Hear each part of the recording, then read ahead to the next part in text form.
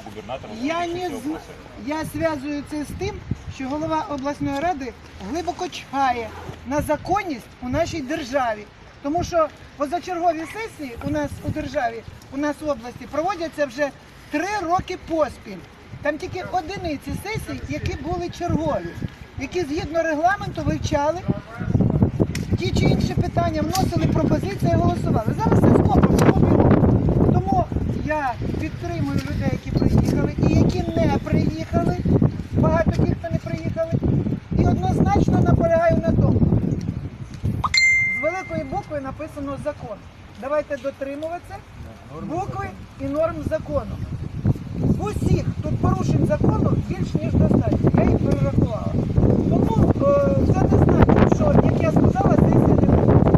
Рішення приймає більшість. Більшість у нас бувша провладна більшість. Деякі бувші в кавичках опозиціонери примкнули до цієї більшості. Тому я не можу вам гарантувати, що питання не буде розглядатися.